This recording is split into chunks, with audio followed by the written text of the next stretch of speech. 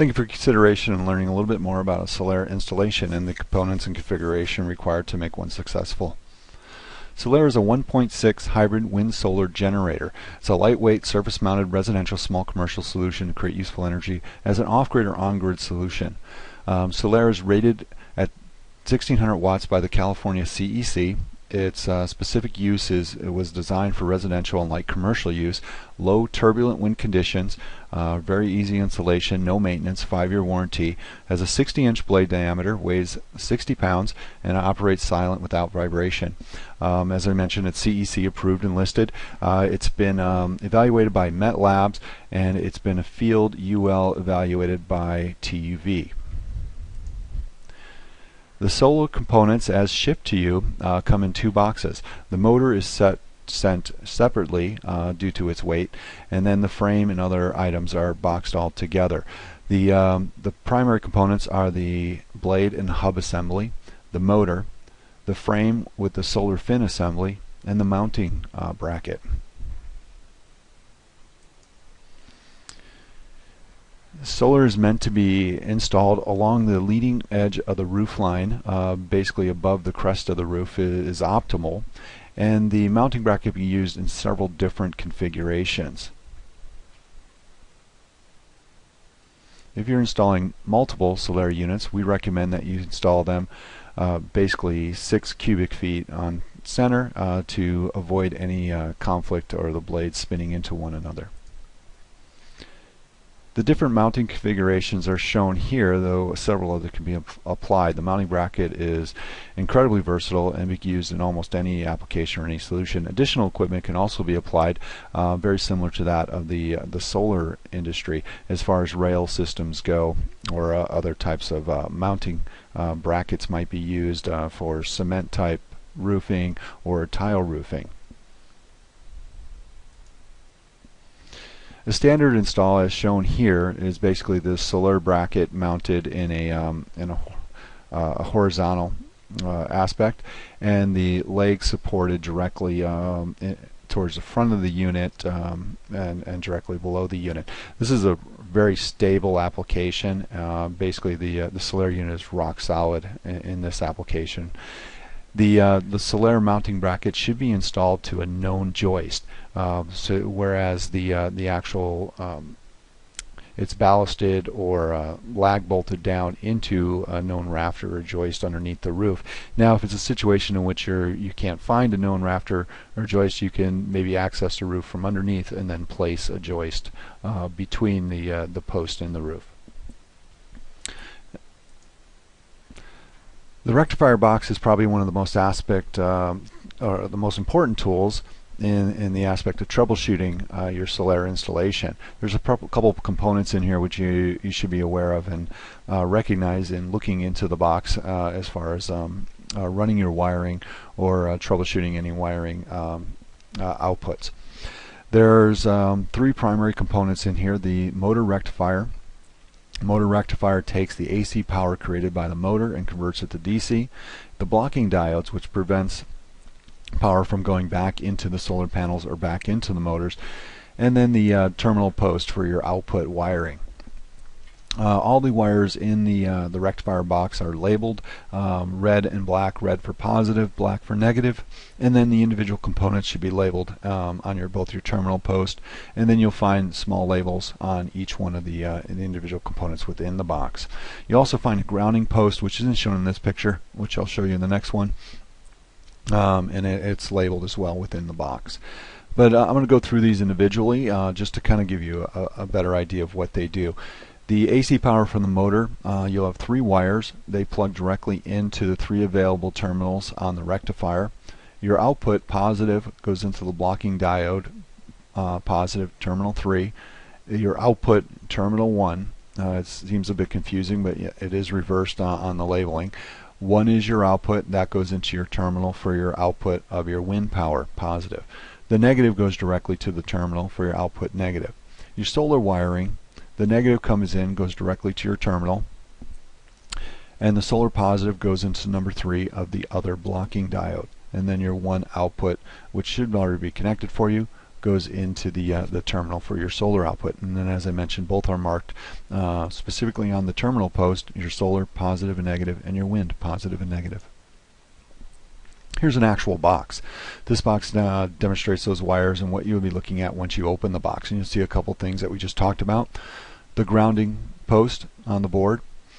The rectifier looks a little different, but it does the exact same thing and has the 3 mounting posts on it. These clips will come right off the wiring that you run into the box, ready to go. The plugs are already on them. Your positive goes out to your blocking diode. Your blocking diode positive goes out to your terminal. Your negative goes directly to the terminal.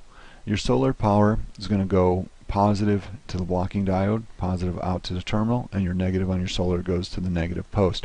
So you'll have 2 sets of outputs, your positive and negative for your solar, and your positive and your negative for your wind, and then your ground independently. The wire holds are for your incoming wires to make sure you meet the UL standards.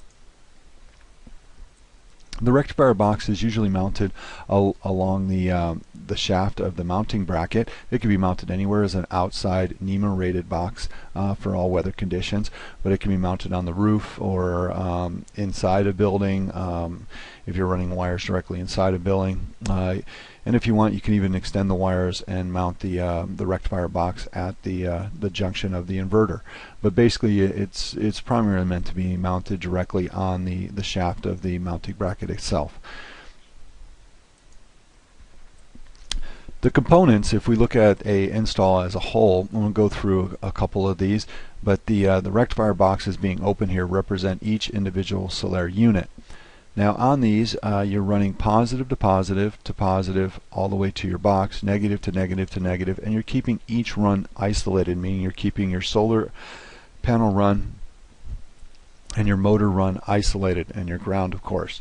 So all these individual isolated runs are then make up your run all the way to your inverter box. One of the components in here is a DC disconnect. So from your SolAir units, they go into your DC disconnect. There's 2 disconnects, one for your solar, one for your wind, and then that runs into your inverter. From your inverter, that runs into an AC disconnect. From the AC disconnect directly into your fuse box, and that of course runs into your grid. We displayed below here is a little diversion load. And what this diversion does is it basically provides the inverter a constant power. Now this is really useful in a couple situations, one in which it keeps the inverter triggered and on, waiting for wind, especially in lower wind gust situations. And more importantly, it smooths out lower wind gust power that's created. The charge controller basically would keep the batteries charged, and that diversion from the batteries goes directly into the inverter, and that would allow for a steady power flow or conversion of energy from those batteries. How we're using this diversion in this configuration is we're diverting the solar power. So we're taking the solar power and we're running that into the charge controller, keeping the batteries charged, and we're taking that battery power and we're running it into the inverter. That's enough power basically to keep the inverter triggered and waiting for wind.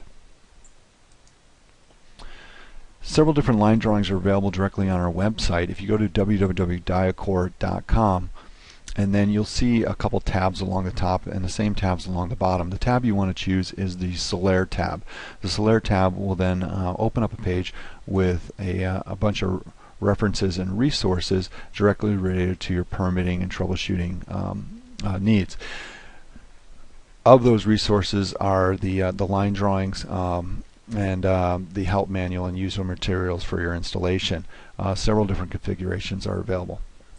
We find in troubleshooting any specific installation, the primary problem is low wind power. Basically what occurs in lower wind environments is the wind fluctuates so rapidly it's very difficult for a modern inverter to basically lock onto and pull a specific amount of power from those rapid changes. Typically what it does is it's like catching a roller coaster going up and down.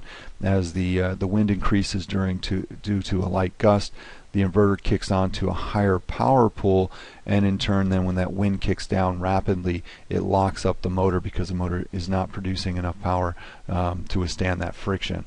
So this unfortunately is a catch-22 because you're not able to actually convert effectively the gust wind or the larger winds in a low wind environment situation. And the downside is you're not then also able to take advantage of the lower constant winds because of the gust factor and the inverter trying to pull that additional power.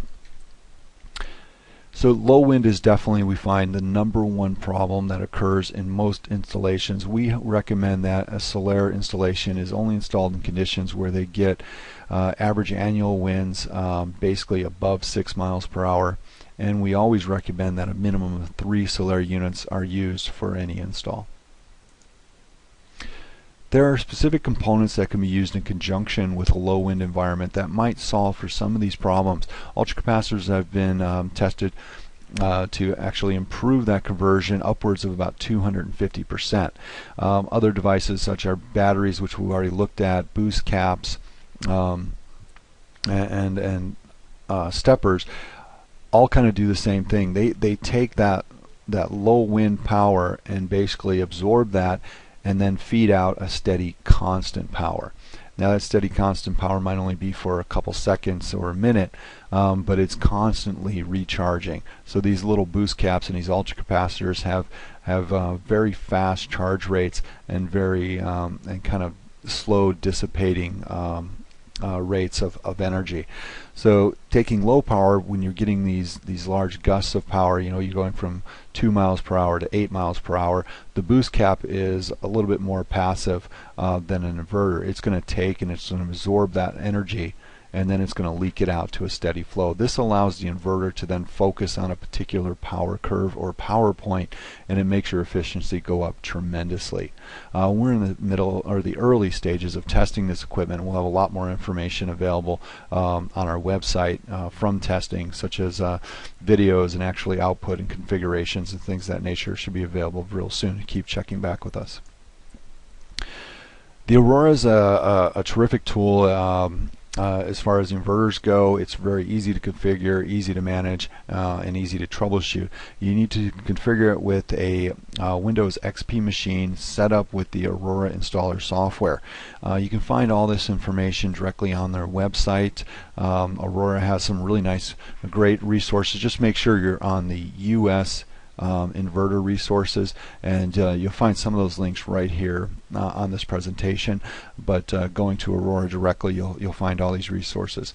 Once you're logged into the application, you'll see the power curve under the wind table configuration, and you'll see a specific correlation between the volts and the power that the inverter is expecting to pull. I'm going to talk a little bit more about power curves next.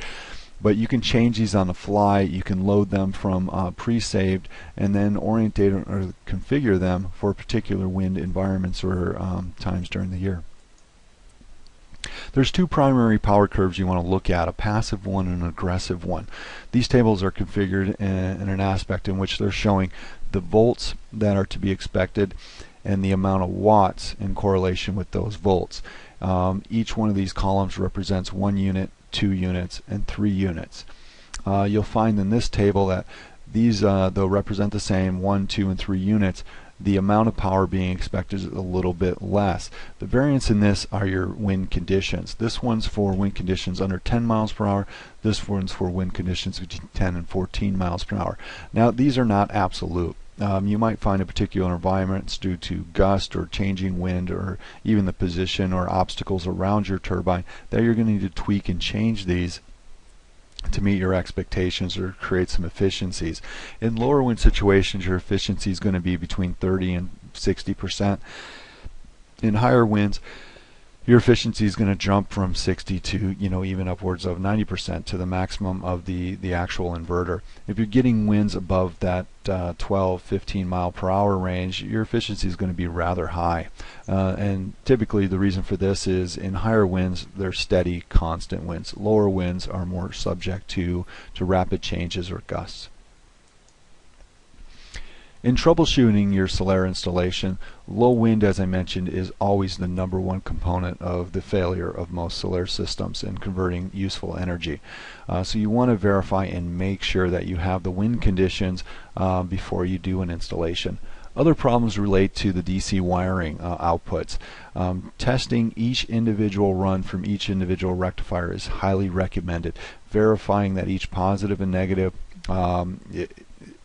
is configured appropriately, and then in your total run, whether in series or parallel, is also configured successfully. And I would do this from each individual unit, and then as you're combining each unit, test from that combination, go to the next one and go to the next one. Verify your diodes, that your diodes are run correctly, that your output on each diode is giving you a physical output. A typical hand spin on the motor will give you about probably anywhere between 8 and 15 volts. And you should be able to verify on the outside of that diode, and that would be post number 1, that you're getting power. Verify your inverter settings, not only your power curve, but verify your grid tie connects, verify your UL and your standard setting for that particular region or environment. On our SolAir webpage, as I mentioned earlier, DyoCore.com /SolAir.html, or you'll find the SolAir link directly on our webpage. You're going to find a lot of useful materials in troubleshooting or doing your installation. The user manual, the inverter controllers that we recommend, additional equipment, things of this nature. Now, unfortunately, the support for these additional components, though, not related to SolAir, you'll need to contact the individual companies for their respective user manuals and any type of troubleshooting support. But we can give you some information as to how these components are configured with the SolAir specifically. Just some general information. We have a 5-year warranty. However, DyoCore is currently in a development stage, probably through midpoint 2011, maybe even through the end of this year, in which right now we support all equipment or product in the field 100%. If you have any problems whatsoever with any one of our SolAir units, we'll replace it, no questions asked. All we ask that is you basically ship it back to us in the same box that you receive the new replacement components in. We will pay for all costs directly to you. We ask that you cover the cost directly or back to us. All replacement parts are sent to you, the distributor. We do not send any components or replacement parts to the individual homeowner. Any other equipment such as the controllers, inverters, ultracapacitors, things of that nature that you might use, those are the responsibility of the respective third parties. You'll have to contact them for any maintenance, repairs, or warranty on any of those components. One last thing to use and reference prior to making your install decision is the Easy Map tool. The Easy Map tool can be found directly on our website. You'll see a link in several places throughout our webpage. Clicking on that will open up a form in which you can then add in particular information about your application or your install that'll give you expectations. Basically what type of power you're looking to create, the miles per hour of wind that you're expecting annually. There's even a link there where you can find that data if you're not unsure of where to get that. And then the number of SolAir units, it'll display what's recommended, but you can also modify that and put in what your expectations of your install is. You can also do things such as choose the inverter you might want to use, and then you can also find out what the rebate programs are. Federal and California are added into this tool. But this is really a great and very accurate first look tool to give you an indication if SolAir would be a product for your specific install. If you have any problems or any questions about this tool, you can always contact us directly, and we'll do our best to get you out any type of information for a specific install. Well, thank you for participating, and if you have any questions at all, you can send us an email, dave@dyocore.com or support@dyocore.com, or you can call us directly, and we'll do our best, as I mentioned, to get you a good amount of information or any type of support you need.